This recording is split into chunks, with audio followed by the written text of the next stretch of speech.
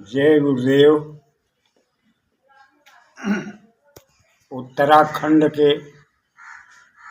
ऐतिहासिक तत्वावधान में आयोजित इस निर्णय से मासूम प्रोग्राम में जो भी लोग दिलचस्पी ले रहे हैं, मैं उनकी तवज्जो का आभारी हूँ। समूचे राष्ट्र का दौरा करना और कतिपय अन्य देशों में भी ये अपना धर्म है। और लक्ष्य क्या है? परम प्रभु के आदेश, संदेश और उपदेश को मुल्क की आवाम के बीच बड़े पैमाने पर विस्तृत स्वरूप में पहुंचाना। यही काम हमारे स्वामी जी महाराज ने मुल्क की आवाम के बीच ऐतिहासिक बिगुल बजा के किया। और कितने काफिले निकाले गए, जनमानस को दहला देने वाले कितने अनेकानेक कार्यक्रम हुए।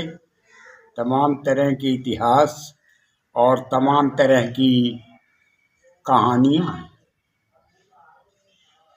लोगों के बीच, जनता के बीच, दर्शन के बीच सन 69 में स्वामी जी महाराज से मुखातिब हुआ। सन 69 और सन 70 से कार्यक्रम का दौर चल पड़ा। हिंदुस्तान की सरजमी पर मंचासीन होकर के कार्यक्रम देने का पहला अवसर जनपद जौनपुर, वाराणसी के जस्ट बगल संगत की बहुत ही पुरानी तस्वीर जनपद जौनपुर की, जिसमें सन 70 में स्वामी जी महाराज ने कार्यक्रम दिया। और उसी दौरे के दौरान वहाँ से चल करके 35-40 किलोमीटर पर एक पट्टी नरेंद्रपुर इंटर कॉलेज है, उसके मैदान में भी स्वामी जी महाराज ने सत्संग दिया। यही प्रथम दर्शन का मुहूर्त है, जहाँ स्वामी जी महाराज के सत्संग का दर्शन मिला, प्यार स्नेह मिला। और वहीं से 1 किलोमीटर 1.5 किलोमीटर दूर श्री लल्ला सेठ जी रहे, साहू परिवार में सम्मानित परिवार, पीछे राजनीतिक रहे हैं। उनके घर पर स्वामी जी महाराज गए और जीवन में पहली मर्तबा एक आश्चर्यजनक इतिहास के साथ साष्टांग दंडवत प्रणाम किया पूज्य स्वामी जी महाराज को। आशीर्वाद, प्यार और स्नेह का सिला वहां से शुरू हुआ। संगत में आना तो 69 से हुआ, और 69 से ही जो कतिपय सत्संगी रहे उनके बीच सुमिरन साधन भजन का सिला शुरू हुआ। और उसी समय से ही दया की शुरुआत हुई। अगर सच कहा जाए तो जीवन के प्रथम दिन ही घंटे की आवाज मिली। जीवन के प्रथम दिन, और जीवन के प्रथम दिन ही मुझे ये पता चला कि अनाहरनाद भी कोई चीज होता है। मैं जानता भी नहीं था अनाहरनाद किसको कहते हैं। उस समय मैं कक्षा 7 में पढ़ रहा था। और ये अपना गांव पट्टी नरेंद्रपुर से 5 किलोमीटर दूर जौनपुर सुल्तानपुर बॉर्डर पर शमोदपुर गांव है। पोस्ट ग्रेजुएट कॉलेज मशहूर है, जहां का मूल निवासी क्षत्रिय जात में पैदा हुआ। लोग क्या जानते वो जाने, उनका काम जाने। और हमारे स्वामी जी महाराज के बारे में क्या जानते हैं, तमाम तरह की विसंगतियों के बीच मैं स्पष्ट शब्दों में ऐलान कर रहा हूँ, हमारे स्वामी जी महाराज क्षत्रिय जात में पैदा हुए और इस कठोर सत्यता को नजरअंदाज नहीं किया जा सकता। आज नहीं तो कल, कल नहीं तो परसों। 1 जनवरी 1906 की तिथि इतिहास शिरोमणि तिथि है। बाबा जय गुरुदेव जी महाराज के इतिहास की शिरोमणि तिथि है। ये है हमारे स्वामी जी महाराज के जन्मदिन का मुहूर्त। स्वामी जी महाराज ने कभी किसी से भी माँ के नाम का जिक्र नहीं किया। स्वामी जी महाराज के पिता का नाम जो लोगों ने जाना, जो रिकॉर्ड में है, वो भी कतिपय लोग जानते हैं। गंभीर जानकारी जिनको हासिल करना हो, आप गोरखपुर के बगल बस्ती में पड़ता है उनवल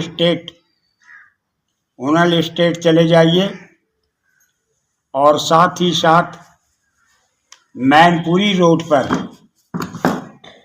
मैनपुरी में ही नैका मऊ एक गांव है जहां स्वामी जी महाराज के जीवन का, बचपन का कुछ क्षण बहुत ही मार्मिक बीता है और स्वामी जी महाराज के बारे में लोग जानते भी हैं। स्वामी जी महाराज का बचपन का नाम बाबा इसलिए मैं लगा रहा हूँ कि बाबा कहने से शोभा बढ़ जाती है। नाम बाबा सुघर सिंह। जमाने के लोग नहीं जानते स्वामी जी महाराज का पैदाइशी बचपन का नाम क्या है। जो लोग जिससे कहना चाहेंगे कह सकते हैं बाबा सुघर सिंह। ये स्वामी जी महाराज का बचपन का नाम है और स्वामी जी महाराज ने कहा आप ही लोगों ने मेरा नाम रखा। इसका मतलब ये होता है कि आप समाज में, आप समाज के लोगों ने मेरा नाम रखा, न कि माँ बाप ने। ऐतिहासिक एक एक शब्द और एक एक विषय मायने रखता है। हमारे दादा गुरु जी महाराज की धर्मपत्नी ने स्वामी जी महाराज का नाम, जो स्वामी जी महाराज ने जीवन भर बताया, वो नाम दादा गुरु जी महाराज की धर्मपत्नी का रखा हुआ नाम है। और इस तरह की जानकारी मुझको नैका मऊ स्टेट की एकमात्र ऐसी महिला जिसको जीवन में केवल एक बार भाभी हमारे स्वामी जी महाराज ने कहा, जिनके पतिदेव जी गीता पर व्याख्यान देते थे और वो भी इतिहास पुरुष। स्वामी जी महाराज ने 7 शब्दों में कहा कि यह तपोभूमि है, ये महात्मा महापुरुष की भूमि है, यहाँ महापुरुष आते जाते रहते हैं, इस भूमि पर आप आए हो। तो आपके परिचय के लिए ज़्यादा वृत्तांत की आवश्यकता नहीं है।